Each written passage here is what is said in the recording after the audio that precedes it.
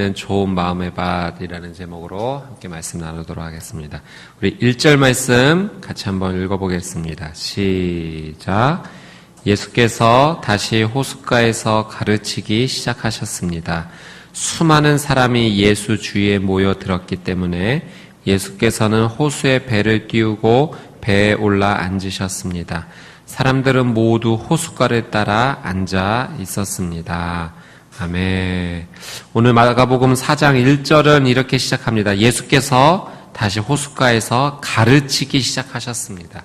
여러분, 이 가르치기 시작하셨습니다의 밑줄 한번 그어주시고요.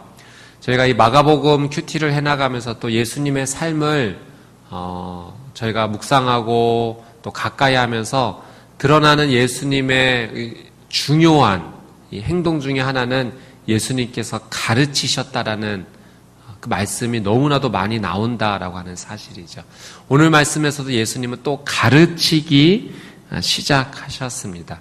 많은 사람들이 예수님께 모여들었어요. 예수님께로부터 좋은 것을 얻고자, 병이 낫고자, 귀신이 떠나가고자 또 여러 가지 목적으로 예수님께 모여들었는데 그 모여든 사람들에게 예수님께서는 가르치기 시작하셨다라고 하는 사실이죠.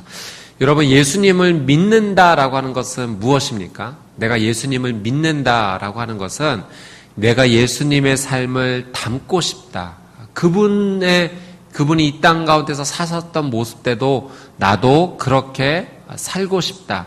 그 의미도 포함이 되는 거 아니겠습니까? 오늘 예수님은 어떤 삶을 살아야 된다고 우리에게 가르쳐주고 계십니까? 가르치는 삶이 되어야 된다는 거예요. 우리가 예수 그리스도를 믿는 자로서 예수님처럼 가르치는 인생이 되어야 합니다. 그것이 예수님께서 우리의 삶 가운데 원하시는 것 가운데 하나입니다. 무엇을 가르쳐야 되겠습니까? 그것은 하나님의 말씀이에요. 하나님의 말씀을 가르치는 인생이 될 때 우리는 예수 그리스도의 삶을 닮아갈 수가 있습니다. 말씀을 가르치기 위해서 첫 번째로 필요한 것은 우리가 먼저 말씀을 배워야 돼요. 배우지 않고 어떻게 하나님 말씀을 가르칠 수 있겠습니까? 말씀을 가르치기 위해서는 첫 번째 먼저 배워야 됩니다. 하나님의 말씀을 배우기 위해서 우리는 어떻게 해야 될까? 첫 번째로 예배를 가까이 해야 해요. 예배는 하나님의 말씀을 깨닫고 하나님의 말씀을 듣고 하나님의 말씀이 내 삶이 될 수 있도록 해줄 수 있는 정말 귀하고 귀한 시간입니다. 저희가 오늘 이 아침에 모여서 함께 예배를 드리고 하나님의 말씀의 은혜를 깨닫고 나누는 것은 어떤 이유가 있습니까? 그 말씀을 배우기 위함이 아니겠습니까? 예배를 가까이 할 때 우리는 하나님의 말씀을 배울 수가 있습니다. 두 번째는 큐티죠. 저희가 이 새벽 예배 시간은 함께 큐티도 나누고 또 이제 개인적으로도 말씀의 묵상의 시간을 가지는데요. 하나님의 말씀을 묵상할 때 하나님 내게 오늘 주시는 말씀이 어떤 말씀입니까? 또 그 말씀을 통해서 깨닫게 해주시는 것은 무엇입니까? 말씀을 묵상할 때 그 말씀이 우리의 삶 가운데 와서 우리의 그 말씀을 통해서 배울 수 있게 되는 거죠. 또 세 번째로는 교회에서 하는 양육 프로그램이 있습니다. OBC 프로그램이 있고 또 1:1 양육자 프로그램도 있고 이런 교회 양육 프로그램에 적극적으로 동참할 때 말씀을 배울 수가 있죠. 또 네 번째로는 경건서적을 또 가까이 함으로써 하나님의 말씀을 깨달아갈 수가 있습니다. 하나님의 말씀의 뜻이 또 이렇게도 배워질 수 있구나. 경건의 서적을 통해서도 우리는 배울 수가 있어요. 다양한 방법으로 또 CGN TV를 통해서 또 목사님의 설교를 통해서 여러 가지 방법으로 하나님의 말씀을 배울 수가 있습니다. 배워야지만 가르칠 수가 있는 거예요. 이렇게 하나님의 말씀이 내 삶 가운데 와서 찾아와지면 이제 두 번째로 정말 해야 될 것이 가르치는 삶입니다. 여러분, 가르친다라고 하는 것은 무엇입니까? 단순히 어떤 지식을 전달하는 것, 그것만을 의미하는 건 아니에요. 그 이상입니다. 우리가 하나님 나라, 하나님의 말씀에 대해서 가르친다는 것은 내가 알고 있는 지식을 누군가에게 전달하는 것, 그 이상의 것이라는 거죠. 지식 전달이 아닌 삶으로 보여주는 것, 그것이 말씀을 가르치는 것이 우리에게는 적용이 될 것입니다. 지난주 이재호 목사님께서 제자도의 대가라는 말씀해 주시면서 믿음의 덕의 지식의 절제 인내를, 인내의 경건을, 경건의 형제 우애를, 형제 우애에 사랑을 더해야 된다. 그 말씀 나눠주셨죠. 예. 믿음, 덕, 지식, 절제, 인내, 경건, 형제 우애, 사랑. 이걸 우리가 배웠어요. 그러면 여러분, 이 배운 것을 다른 사람에게 제자도의 대가가 치료해야 되면은 믿음, 덕, 지식, 절제, 인내, 경건, 형제 우애, 사랑. 이걸 전달하는 것만 이 말씀을 가르치는 것입니까? 아니죠. 이걸 삶으로 살아내야 되는 거예요. 내가 믿음의 삶을 살고 덕의 믿음 위에 덕을 쌓는 삶을 살고 그래서 보여줘야 되는 거예요. 그리고 하나님의 말씀의 지식이 쌓아졌을 때 그것이 어떤 결과가 나는지 보여줘야 되는 거죠. 절제의 삶은 무엇인가? 인내의 삶은 무엇인가? 경건의 삶은 무엇인가? 예수 그리스도를 믿음으로 형제 우애를 한다는 것은 무엇인가? 사랑한다는 건 무엇인가? 삶으로 보여줘야지만 되는 것입니다. 사랑하는 여러분, 축복합니다. 말씀을 충분하게 하나님으로부터 공급을 받고 그것을 삶으로 가르치는 그 은혜가 있게 되기를 주님의 이름으로 축복합니다. 이런 가르침의 삶이 1:1 양육을 통해서도 일어날 수가 있죠. 그래서 여러분 1:1 양육자 받으셔야 되고요. 그리고 동반자 과정 통해서 1:1 양육 하셔야 됩니다.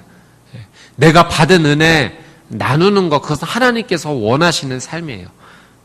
그리고 순예배에 적극적으로 참여하셔서 순예배 때 나누셔야 됩니다. 이것도 가르침의 삶의 일부분이죠. 그리고 전도하는 삶, 예수 그리스도를 전하는 삶도 가르치는 삶입니다. 오늘 여러분에게 무엇을 말씀하시는지 여러분 그 깨달음을 붙잡고 아는 것으로만 그치지 않고 행동하는 삶이 되시기를 주님의 이름으로 축복합니다. 말씀을 배우고 말씀을 가르치고. 그래서 예전에 하용조 목사님께서 말씀하셨죠. 가르치든지 배우든지 둘 중에 하나를 선택하라.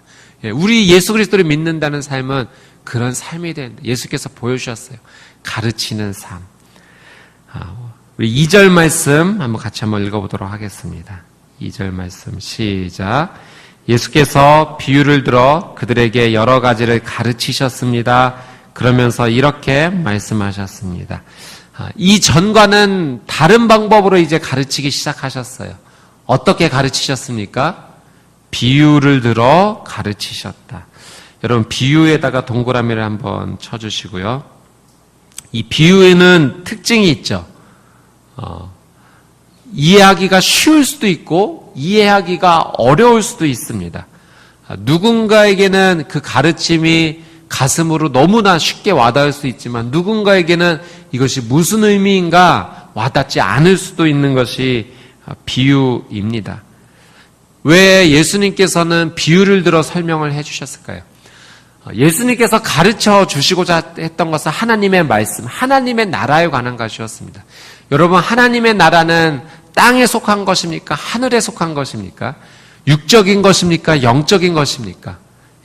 하나님 나라는 하늘에 속한 것이고 영적인 것이죠. 그래서 영적인 것, 하늘에 속한 것을 우리의 언어로 이야기할 때 잘 설명이 되지 않을 수가 있어요. 그래서 비유가 필요했던 것입니다. 1차적인 사고를 가지고 2차적 차원을 이야기가 어려운 거죠.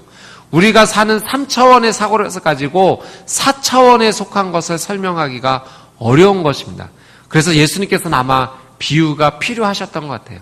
이 땅에서 이런 일들이 있지 하늘나라는 그와 같아 라고 비유를 통해 설명해 주심으로써 하늘나라에 대해서 하나님의 말씀에 대해서 쉽게 설명해 주시고자 비유를 통해서 말씀해 주시고 있는 것입니다. 그래서 우리가 잘 아는 씨 뿌리는 비유가 오늘 예수님께서 해주신 비유의 말씀입니다. 오늘 그것에 대해서는 잠깐 뒤에서 한번 나누기로 하고요.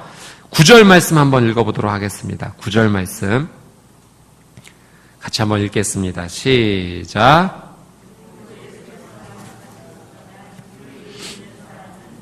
아멘. 들을 귀 있는 사람은 들으라. 한번 밑줄을 그어주시고요. 여러분, 예수님께서는 우리가 듣기를 원하시는가요? 듣기를 원치 않으시는가요? 듣기를 원하세요. 우리가 하나님의 말씀에 대해서, 예수 그리스도의 말씀에 대해서 듣기를 원하세요. 예. 듣기를 원하신다는 것은 이런 의미가 담겨져 있죠. 이해하기를 원하신다. 마음이 열리기를 원하신다. 우리가 그 말씀을 믿기를 원하신다는 거예요. 예수님께서 그 말씀을 전해주시면서 너희가 들었으면 좋겠어. 들을 게 있는 자는 들어라 말씀하신 것은 내가 해준 이 하나님의 나라의 말씀에 대해서 너의 마음이 열렸으면 좋겠어. 이해했으면 좋겠어. 믿었으면 좋겠어 라고 말씀하신 거죠. 여러분, 믿음은 들음에서 시작합니다. 그래서 듣기를 원하셨던 거예요. 하나님의 말씀이 우리의 영혼 가운데, 우리의 삶 가운데 들리기 시작할 때 믿음이 생기는 거죠. 여러분 축복합니다. 지금 예전보다도 오늘보다도 내일이 계속해서 하나님의 말씀이 들림으로 말미암아 여러분의 믿음이 점점 더 튼튼해지기를, 강성해지기를 주님의 이름으로 축복합니다. 아멘. 여러분, 하나님의 말씀이 들리기 시작하고 믿음이 생기기 시작하면 영적인 것에 대해서 소망하는 삶이 생기게 돼요. 그렇지 않겠습니까? 하나님께서 하나님 나라의 비밀에 대해서 우리에게서 알려주시기 때문에 그것이 깨달아지는 순간 땅의 것보다는 하늘의 것에 우리의 마음이 더 쏠리게 돼요. 향하게 돼요. 그리고 하늘의 삶을 갈망하게 됩니다. 그래서 예수님께서는 우리의 삶 가운데 하나님의 말씀이 들려야 된다라고 말씀하신 것이겠죠. 아이들 양육하다 보면 이제 아이들이 점점 돈의 개념에 대해서 이제 알아가는 것 같아요. 처음에는 동전을 좋아합니다. 그리고 이 동전을 사용해서 자신이 원하는 과자와 사탕과 여러 가지를 구입할 수 있다는 개념을 깨닫기 시작해요. 그래서 그 동전을 쥐어질 때 너무너무 좋아하는 거예요. 그런데 그 아이에게 이 동전이 아닌 지폐를 쥐어질 때 이 지폐를 처음 보는 거죠. 이 아이는. 그러면은 100원짜리 동전을 잡을까요? 10,000원짜리 지폐를 잡을까요? 이 아이의 개념에는 10,000원짜리 지폐보다는 100원짜리 동전이 더 귀한 거예요. 아직 이거는 어떤 개념인지 모르는 것입니다. 그러나 이 10,000원짜리에 대한 개념이 깨달아지기 시작할 때 100원짜리 동전은 내려놓을 수가 있는 거죠. 마찬가지입니다. 이 땅의 것에 대해서만 갇혀있다 살아보면 그것이 최고인 줄 알지만, 그러나 하나님 나라에 대해서 깨닫기 시작하고 영적인 비밀에 대해서 알기 시작하면 이 땅의 것을 내려놓는 삶이 가능해지는 거예요. 예전에는 이 땅의 것이 최고인 줄 알았는데, 물질이 최고인 줄 알았는데, 명예가 최고인 줄 알았는데, 즐거움과 쾌락을 소유할 수 있으면 그것이 최고인 줄 알았는데 아니라는 것을 알게 되는 거예요. 아, 하나님 나라, 영적인 것이 더 소중한구나. 그것을 깨닫기 시작할 때 그 삶을 향해 나갈 수 있고, 이걸 어떻게 내려놓을 수 있을까? 이 땅의 것을 어떻게 내려놓을 수 있을까? 고민하던 내 삶이 고민이 되지 않는 거예요. 당연히 내려놓게 되어 있습니다. 사랑하는 여러분 축복합니다. 하나님 말씀을 듣고 영적인 것을 깨달음으로 육적인 것보다 영적인 것을 더 소망하며 나가는 거룩한 삶이 되시기를 주님의 이름으로 축복합니다. 아멘. 우리 11절 말씀 같이 한번 보도록 하겠습니다. 11절 함께 읽겠습니다. 시작. 예수께서 대답하셨습니다. 너희에게는 하나님 나라의 비밀을 아는 것이 허락됐으나 다른 사람들에게는 모든 것을 비유로 말한다. 예수님께서 이제 혼자 계실 때 제자들이 와서 묻습니다. 예수님, 그때 그 비유로 말씀하신 것이 어떤 뜻입니까? 저희도 잘 이해가 되지 않습니다. 그때 해주신 말씀이 이 말씀이에요. 너희에게는 하나님 나라의 비밀을 아는 것이 허락됐으나 다른 사람들에게는 모든 것을 비유로 말한다. 예수님께서 비유로 말씀하신 목적 중에 하나가 드러나요. 그것은 하나님 나라의 비밀을 말하기 위함입니다. 왜 예수님께서는 비유로 말씀하셨는가? 다른 사람에게는 그것이 깨달아지는 것을 더디기를 위해 예수님께서는 원하셨는가? 이런 이유예요. 예수님께서 하나님 나라에 대해서 말씀해 주시고자 했을 때 이 말씀을 귀한 것으로 여기기를 원하셨던 거예요. 그래서 이 말씀의 뜻이 어떤 의미 있는가 알기를 원한다. 깨닫기를 원한다. 그런 간절한 마음을 가지고 나오기를 예수님께서는 원하셨던 거죠. 그리고 실질적으로 제자들이 그런 마음으로 나오지 않았습니까? 예수님, 그 뜻을 알고 싶어요. 그 뜻의 비밀에 대해서 우리에게 알려주십시오. 이 간절한 마음을 가지고 예수님께 나오지 않습니까? 예수님께서는 그렇게 하나님 말씀을 사모하여 나오기를 원하셨던 거예요. 마태복음 11장 말씀에 보면 천국은 침노하는 자의 것이다 라는 말씀의 표현이 있죠. 적극적인 마음을 가지고 열린 마음을 가지고 나오는 자에게 하나님 나라의 은혜가 임하는 것입니다. 열린 마음, 간절한 마음이 있는 자에게 그 하나님의 은혜가 깨달아지는 거예요. 여러분, 누가 공부를 잘하는가 이렇게 볼 때 물론 머리가 똑똑하고 IQ가 높은 사람이 공부를 잘할 확률이 높습니다. 그러나 똑똑하다고 IQ가 높다고 해서 모두가 다 공부를 잘하는 것입니까? 그렇지 않아요. 이 적극적인 태도, 열린 마음을 가진 학생이 공부를 잘하는 거예요. 비록 IQ는 많이 높지 않다 하더라도, 덜 똑똑하다 하더라도 정말 나는 공부하고 싶어, 배우고 싶어, 깨닫고 싶어라고 열린 마음을 적극적으로 나가는 자가 결국 승리하는 거 아니겠습니까? 하나님 나라도 마찬가지. 예수님께서는 이런 비유를 말씀해 주심으로 땅의 언어로 하늘의 모든 것을 다 설명할 수가 없어요. 그래서 비유를 통해 더 잘 깨닫기를 원하셔서 그 비유를 주신 거예요. 그렇다면 그냥 그 비유만 듣고 끝날 것이 아니라 그 뜻이 무슨 뜻입니까? 라고 적극적으로 나온 제자들처럼 나오기를 원하셨다는 거죠. 여러분 축복합니다. 여러분의 삶, 저와 여러분의 삶도 하나님 나라를 깨닫고자 하는 마음, 그 하나님 나라를 누리고자 하는 마음, 그 간절한 마음이 주님 앞에 상달이 되기를 주님의 이름으로 축복합니다. 그런 자가 신앙이 자라는 거고 믿음이 좋아지는 거고, 그래서 나중된 자가 처음 되는 거 아니겠습니까? 처음 된 자가 나중되는, 그게 하나님 나라의 비밀이에요. 내가 이제 믿었으니까 다 됐어라고 내려놓으면 처음인 것 같지만 나중이 될 수밖에 없는 거고요. 나중된 것처럼 왔지만 간절한 마음으로 정말 하나님 나라를 사랑하고 사모하는 자에게 하나님의 큰 은혜와 값진 은혜가 임하는 것입니다. 우리의 태도를 바꿔야 합니다. 바꿀 때 은혜가 임하는 거예요. 12절 말씀 같이 한번 읽어보겠습니다. 12절 시작. 이것은 그들이 보기는 보아도 알지 못하고 듣기는 들어도 깨닫지 못하게 그들이 돌아와서 용서를 받지 못하게 하시려는 것이다. 이 말씀만 보면 예수님 정말 냉정하시다라는 느낌이 좀 들죠. 용서받지 못하게 하려고 하는 거야. 여러분 정말 예수님이 용서받기를 원치 않으셨던 건가요? 역설이에요. 더 간절한 마음으로 나와서 용서받기를 원하는 자의 태도로 나오기를 원하시는 거죠. 깨닫기 원하시고 용서받기 원하시는 것이 예수님의 마음입니다. 우리가 그 예수님의 마음을 이해하면 하나님의 말씀에 대해서, 신앙에 대해서, 믿음에 대해서 어떤 태도를 취해야 되는지 금방 이해하게 됩니다. 그리고 예수님께서 이 비유를 설명해 주시기 시작하세요. 그런 간절한 마음, 열린 마음으로 나온 자에게 예수님은 늘 언제나 설명을 해 주십니다. 14절 말씀 한번 보겠습니다. 14절 함께 읽겠습니다. 시작. 씨를 뿌리는 농부는 말씀을 뿌리는 사람이다. 여러분, 우리가 11절 말씀도 읽었지만 비유를 말씀하신 첫 번째 목적은 하나님 나라의 비밀 알려주시기 위함이죠. 그러니 이 씨 뿌리는 비유의 전체적인 맥락, 왜 씨 뿌리는 비유를 말씀해 주셨는가? 첫 번째 이유는 이거예요. 하나님 나라를 알려주시고자. 그러니까 예수님께서 가르치셨던 많은 것들의 가장 중점, 중심, 그건 하나님 나라입니다. 그러니까 예수님의 말씀은 다 하나님 나라에 관련된 말씀이에요. 오늘 이 씨 뿌리는 비유도 하나님 나라의 비밀이죠.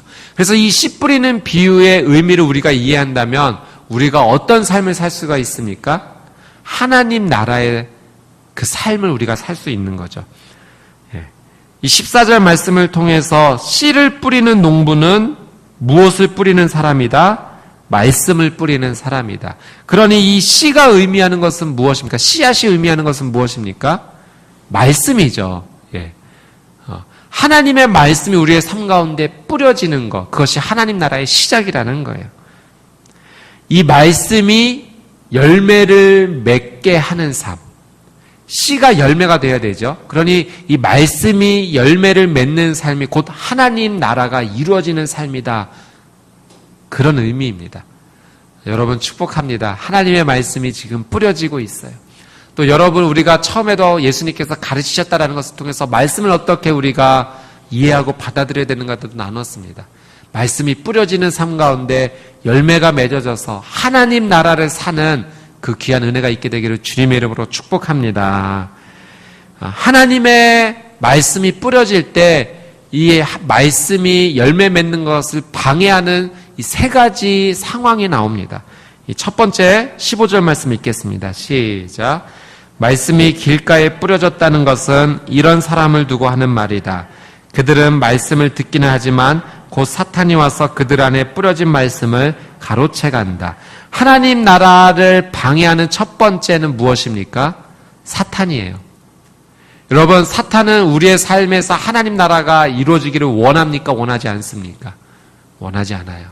그러니 하나님의 말씀이 우리의 삶 가운데 떨어졌을 때 그것을 빼앗아 가려고 노력하는 자가 사탄이라는 거예요. 이런 영적인 방해가 있음을 우리가 이해해야 합니다. 그래서 우리는 하나님의 도움을 구해야 되는 거예요. 하나님, 사탄이 내 삶에서 하나님의 말씀을 빼앗아 가지 않도록 도와주십시오. 두 번째 방해, 16절 말씀, 17절 말씀 읽겠습니다. 시작. 이와 마찬가지로 말씀이 돌밭에 떨어졌다는 것은 이런 사람을 두고 하는 말이다. 그들은 말씀을 듣고 기뻐하며 즉시 받아들이지만 뿌리가 없어서 오래가지 못하고 그 말씀 때문에 고난이나 핍박이 오면 곧 넘어진다. 두 번째는 돌밭인데요. 하나님 나라를 이루지 못하도록 방해하는 두 번째 요건은요. 고난과 핍박 앞에 인내하지 못하는 거예요. 여러분, 인내하지 못하면 하나님 나라를 맛볼 수가 없다는 것입니다. 성경의 9가지 열매 가운데 오래 참음이 있죠. 또 아까 제자도의 대가를 이루는 말씀에서 믿음의 덕의 지식의 절제, 인내가 또 나옵니다. 그러니까 성경에서 예수님께서 우리의 삶 가운데 가르쳐 주시고자 하고 우리의 삶이 그렇게 되기를 원하시는 것 가운데 하나가 인내예요. 오래 참아요. 특별히 고난과 핍박이 있을 수 있다는 것입니다. 그게 돌짝밭이에요. 믿음의 삶을 살아가는 것, 순탄한 길이 되기를 원하지만 그렇지 않을 수도 있어요. 그러나 여러분, 순탄치 않음에도 포기하지 않으면, 오래 참을 수 있으면, 인내할 수 있으면 하나님 나라의 은혜를 맛볼 수가 있습니다. 세 번째 18절, 19절 말씀 한번 읽어보겠습니다. 시작. 또 다른 사람들은 말씀이 가시밭에 떨어진 것과 같아서 그들은 말씀을 듣기는 하지만 이 세상의 걱정, 돈의 유혹, 그 밖에 다른 많은 욕심이 들어와 말씀의 기운을 막고 열매를 맺지 못하게 한다. 세 번째는 가시밭이에요. 가시밭이 의미하는 것은 예수님이 이렇게 설명해 주셨어요. 19절. 이 세상의 걱정, 돈의 유혹, 그 밖에 다른 많은 욕심. 여러분, 하나님 나라를 막아서는 것은 욕심입니다. 욕심이 우리의 삶 가운데 아직까지 남아져 있으면 하나님 나라를 맛보지 못해요. 그것은 결국은 아까 어린아이의 비유를 제가 들어 설명해 드렸지만 10,000원짜리 지폐를 들고 아직까지도 100원에 대한 이것을 버리지 못하는 것과 같아요. 하나님 나라를 깨달으면 내려놓을 수 있어야 되는 겁니다. 그것은 100원과 10,000원의 차이뿐만 아니라 더 큰 차이인 거예요. 육적인 것과 영적인 것은. 이 땅의 나라와 하나님 나라는 정말 비교할 수 없는 차이인 거죠. 그러나 여전히 욕심 가운데 세상의 걱정, 돈의 욕심, 또 다른 욕심에 막혀져 있으면 하나님 나라를 맛보지 못한다라고 예수님께서 설명해 주셨습니다. 여러분, 이런 사단의 방해, 새가 와서 그 씨앗을 빼앗아 가는 것처럼 또 돌짝밭, 또 가시밭, 여러분 이거 어떻게 해결할 수 있을까요? 아까 14절 말씀에 씨를 뿌리는 농부는 말씀을 뿌리는 사람이다. 농부가 등장을 하죠. 여러분, 농사를 잘 짓기 위해서는 누가 주체가 돼서 하는 것입니까? 농부죠. 농부는 요한복음 15장 말씀에도 나오지만 하나님 아버지를 의미해요. 하나님께서 우리에게 말씀을 주세요. 말씀을 뿌려주세요. 결국 돌짝밭, 길가밭, 새가 못 오게 막아서고 돌짝밭이 옥토밭이 되게 하고 가시덤불을 제거하고 그 땅을 다시 옥토밭이 되게 하시는 분은 하나님 아버지세요. 농부세요. 그래서 우리의 힘으로는 사실 한계가 있어요. 하나님 앞에 은혜를 구해야 돼요. 하나님, 내 마음이 길가밭 같습니다. 새가 와서 쪼아먹지 않도록 지켜주세요. 내 마음이 돌짝밭 같습니다. 이 돌을 다 제거해 주시고 옥토밭이 되게 해주세요. 하나님, 내 삶이 가시가 덮여져 있어요. 이 가시를 다 제거해 주시고 옥토밭이 되게 해주세요. 기경해 해주세요. 하나님께 은혜를 구할 때, 농부가 와서 기경해 줄 때, 그때서야 은혜가 임하는 거 아니겠습니까? 결국은 하나님께서 내 삶 가운데 은혜를 주셔야지만 됩니다. 우리는 하나님 앞에 매달려야 돼요. 신뢰해야 돼요. 붙잡아야 돼요. 여러분, 30배, 60배, 100배라는 말이 주는 이 풍성함의 의미가 있습니다. 너무 좋아요. 씨앗 하나를 심었는데 열매가 30개 열리는 거예요. 60개 열리는 거예요. 100개 열리는 거예요. 감당할 수 없는 은혜가 찾아오는 거죠. 그래서 우리는 이 말씀 붙잡고 너무너무 좋아합니다. 어떤 경제적인 원리에 입각해서 30배, 60배, 100배 생각할 수 없는 은혜인 거죠.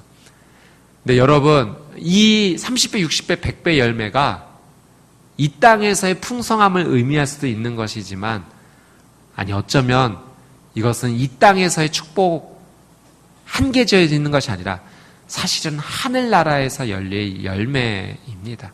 그래서 이 영적인 풍성함은요, 어쩌면 우리가 이 땅에서 더 내려놓아야 될 것이 많이 있을지도 몰라요.